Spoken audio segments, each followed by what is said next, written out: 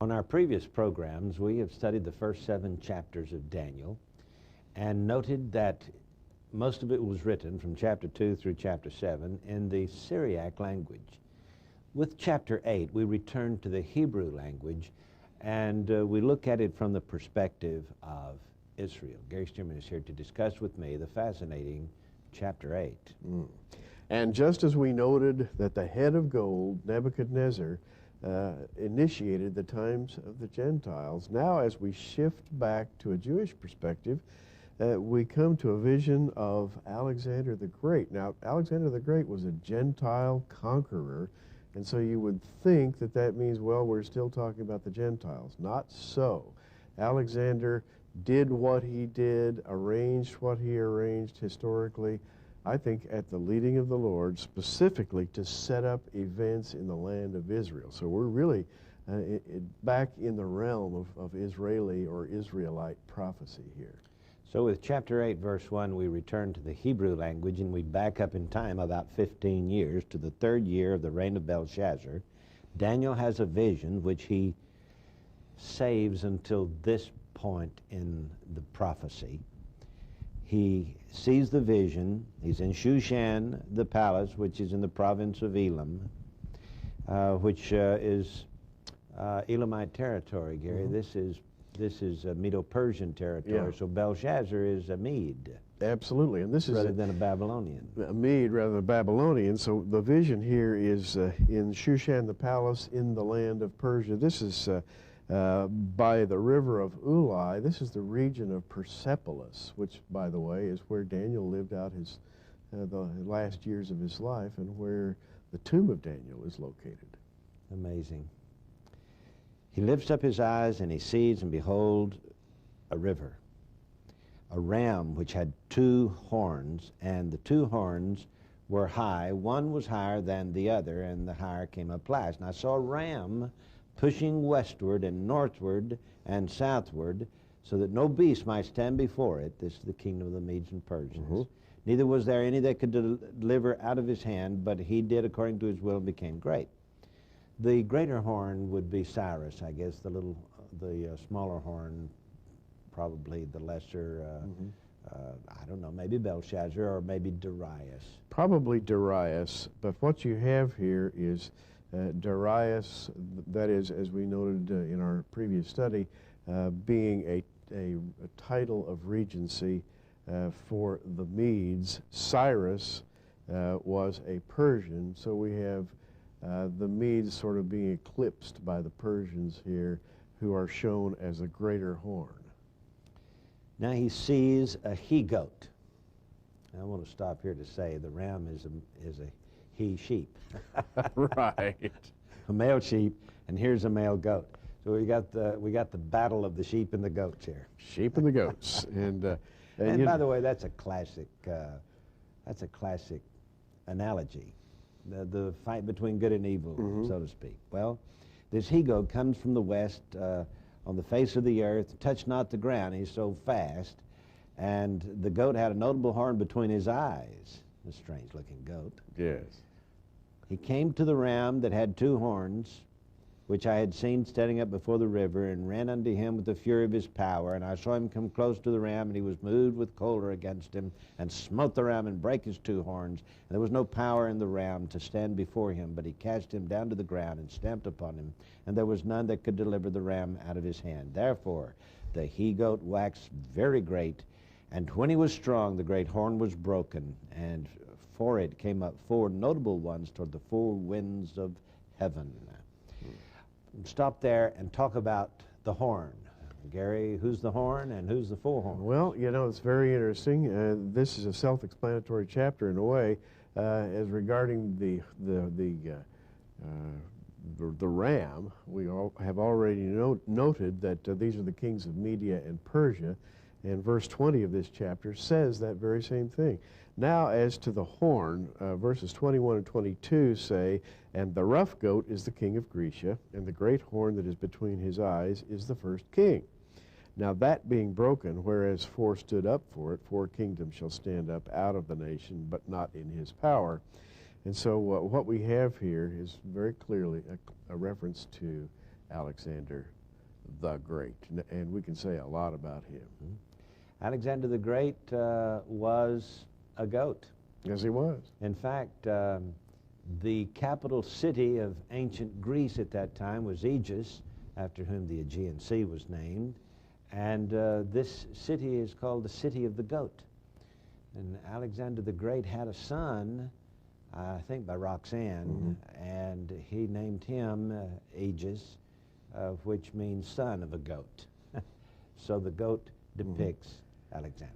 Now, from our perspective, a goat doesn't seem like a very glamorous animal. But from the Greek perspective, you have to go back to the idea of the satyr, the half-man, half-goat, and the god Pan. Pan was depicted as a satyr, and he was the one who played the pipes in the forest and so forth. And far from being some frivolous demigod, he really was the god supposedly invested with great procreative power, great power in a manly sort of way, great ferocity, and Alexander embodied all of the attributes of this goat-like behavior, if you will. You know, in fact, Gary, the satyr, called Pan in the territory of Dan, above the Sea of Galilee, at the headwaters of the Jordan River, Pan was the chief deity there, and the bottom half of the deity was a goat, and the top half man.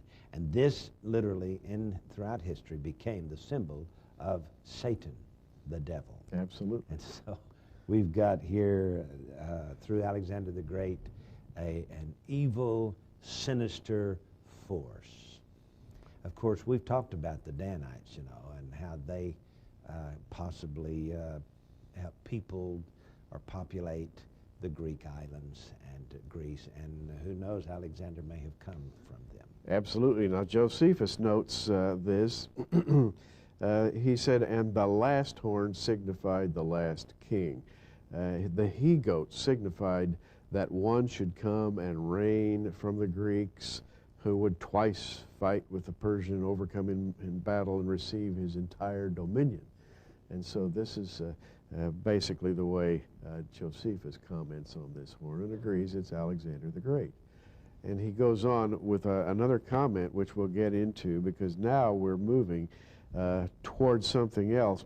I think there's a sentence here that we need to emphasize. In verse 8, therefore the he-goat waxed very great, and when he was strong, the great horn was broken, and for it came up four notable ones toward the four winds of heaven. Now, this is the idea that Josephus is talking about, and he was very clear about this. These four notable horns are the four generals of Alexander the Great. Cassander became the general given power over Greece itself, Macedonia. Lysimachus was given power over Asia Minor. Seleucus was given power over the land that stretched just east of Asia Minor, all the way really to India and south to the land that we would call the Holy Land. And the last general, Ptolemy, was given power over North Africa, all of Egypt and Libya, Ethiopia, all the way really to the Straits of Gibraltar. And they divided up the world into four parts and pieces, and this becomes notable because one of those generals is very interesting from prophetic perspective. And that's the main purpose of the chapter. Do we get back to Israel and the Antichrist in the future? Now, what I want you to see here is that Alexander was 33 years old. He goes to Babylon, conquers all the way to India, and then he comes back to Babylon. He's frustrated. He has conquered all the world. There are no more worlds for him. And so in a fit of depression, he sits down on a rock in Babylon and weeps. He cries because there are no more worlds to conquer. But then he gets the idea to conquer heaven. So he sends out a decree to remove the debris from the ruined Tower of Babel. He's going to rebuild the Tower of Babel. Guess what? He dies at age 33 in Babylon. And such fits of depression I've read that at one place he tried to run into the river Euphrates and drown himself. And his generals wouldn't let him do it. Nevertheless, he died in a drunken stupor.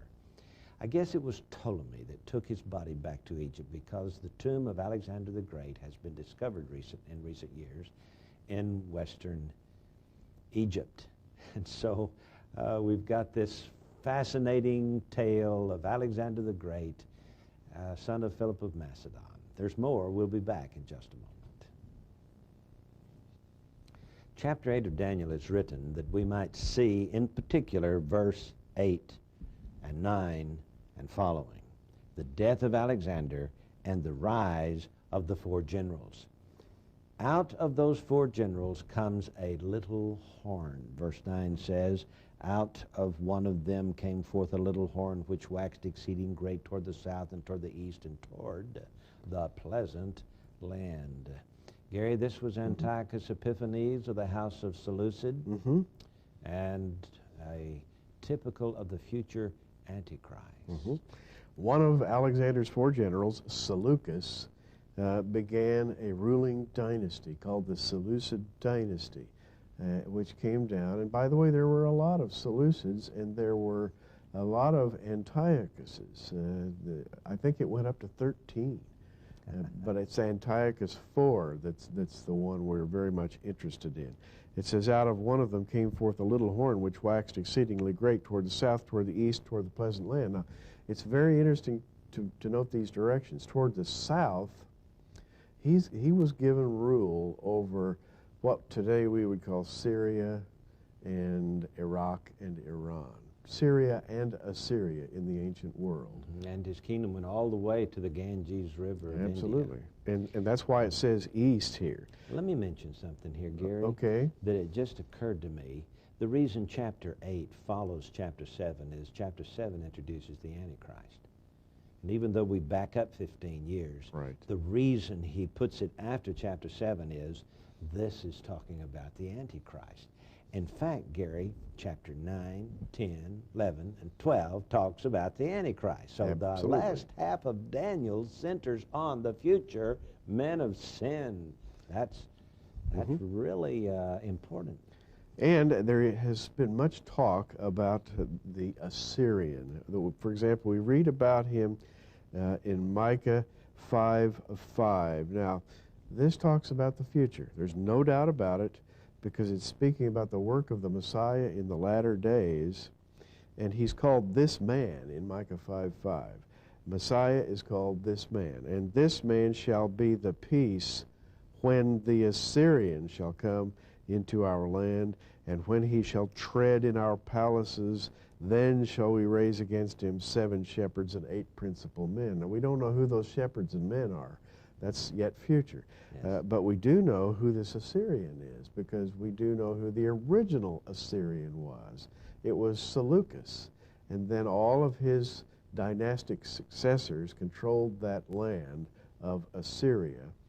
And out of Assyria came Antiochus IV Epiphanes, who is the great model for the Antichrist. He, in 168 BC, overthrew the temple.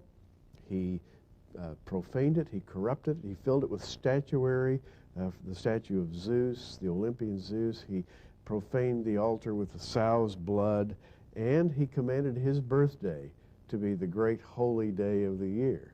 And it was kind of fascinating that he wanted to be the new God. And where better to be the new God than right in the temple in Jerusalem?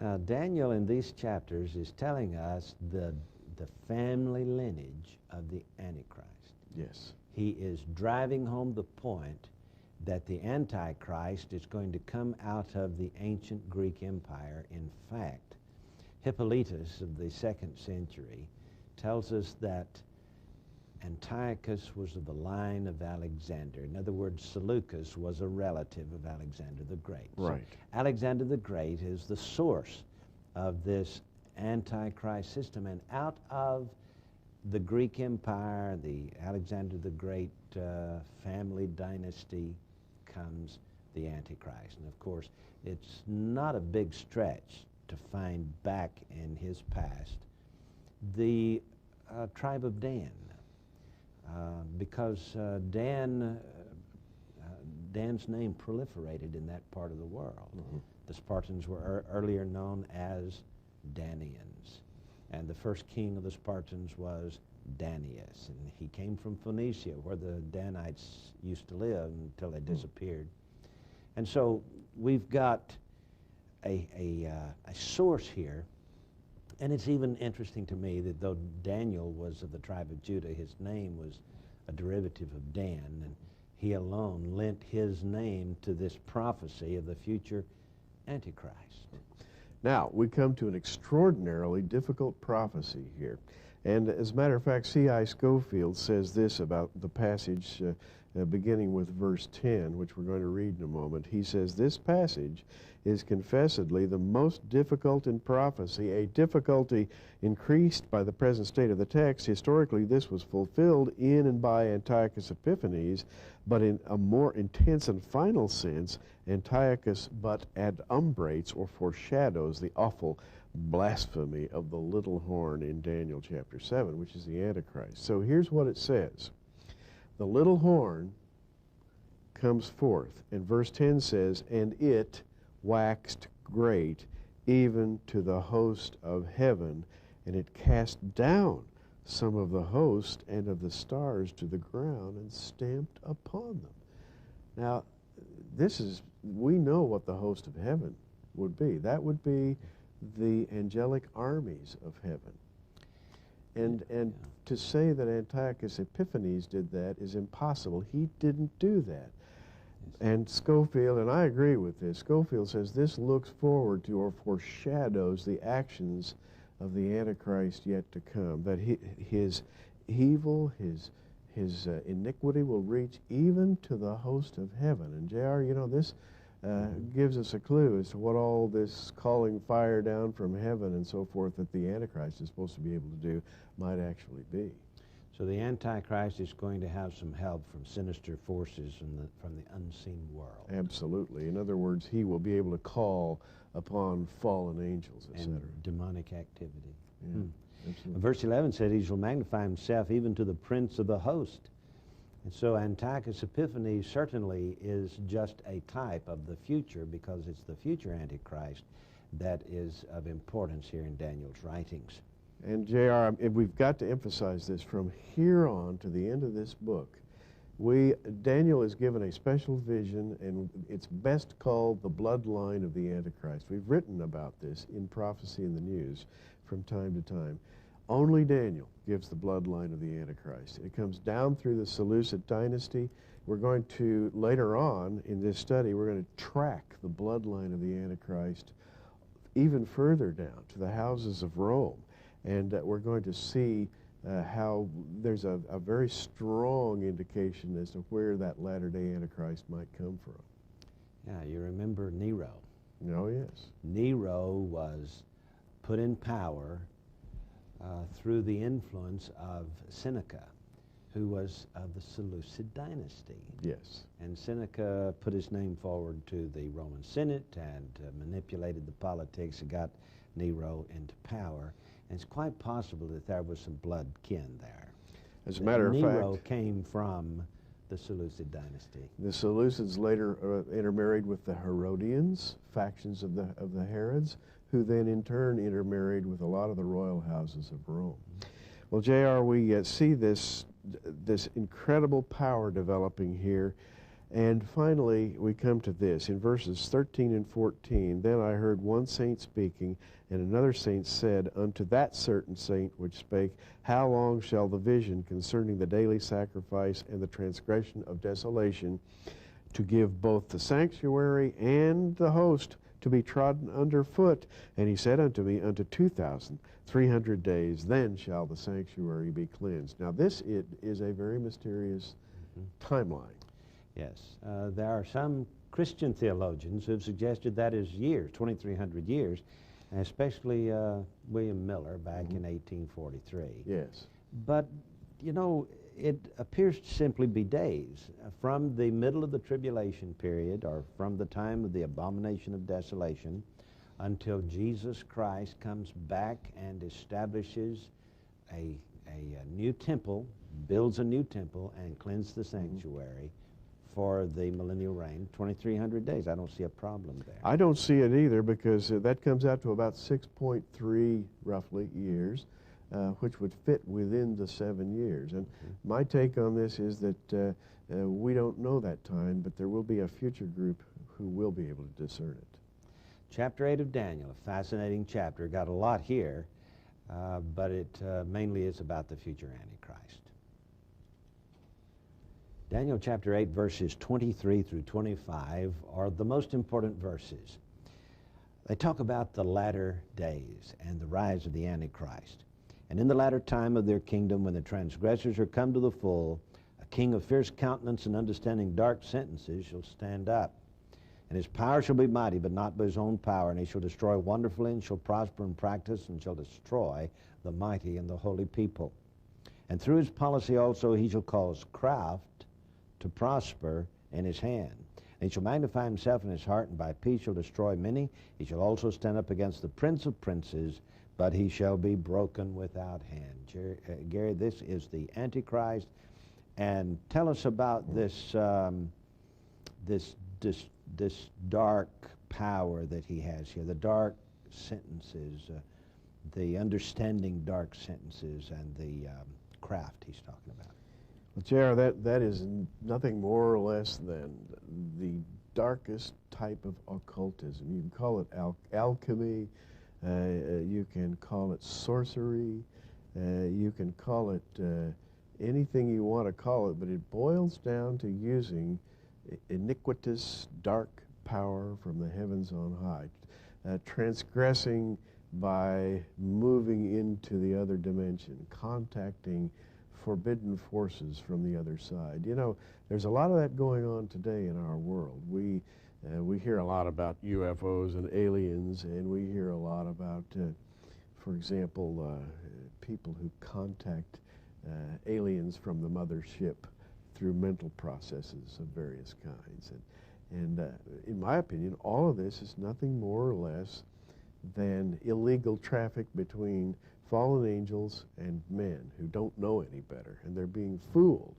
In fact, the world seems to be being prepared, even as we speak, to accept these quote-unquote aliens who are sort of friends who have come to help mankind in his hour of need. Well, into this whole situation would nicely fit the Antichrist, a man who could come along and act as their emissary, perhaps saying, look, they know me, I know them, here I am, they're here to help us, I'm here to act as their representative, and presto, you have an Antichrist, a man understanding dark sentences and exercising craft, in other words, power, calling down fire from heaven, whatever that means. So when John in the book of Revelation says the dragon gave him his power and great authority, that's not mere rhetoric, is it? That's right. It'll be the actual truth. And J.R., people will be fooled by this because they are being prepared to be fooled by it. Star Trek, Star Wars, Star this, Star that. The whole science fiction angle is simply brainwashing, I think, to prepare humanity for a descent into hell. And you know, when God says to the serpent in the Garden of Eden that the seed of the woman is going to destroy the seed of the serpent, that's not mere rhetoric either. The Antichrist appears to be of not entirely human descent. Absolutely. The Antichrist appears to, definitely he is out of the Seleucid dynasty. But on the other hand, J.R., his bloodline may well be corrupted, and we'll get into that in a little bit later study. Does this mean that he's going to be from Iraq or from Syria? No. I think what it means is that he's going to be out of the Assyrian connection. The Assyrian connection is Seleucus and his dynastic following.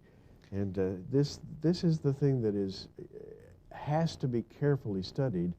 You can get confused if you don't follow this Seleucid bloodline carefully. Yes. In my book, Guardians of the Grail and the Men Who Plan to Rule the World, I've gone back into European history of European royalty and connected them with the ancient Greeks and the Seleucids and so on. It's a fascinating study.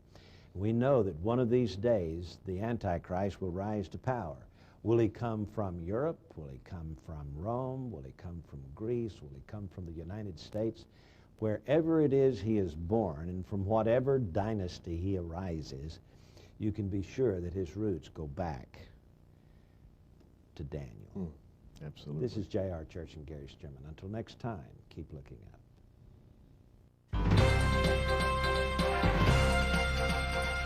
Prophecy in the News is a viewer-supported ministry sponsored by our many friends across America and in your area. For your gift of $10, you can receive a special edition of our current program on audio tape, or for a gift of $20, we'll send you our programs on videotape. For either order, call the 800 number on your screen right now.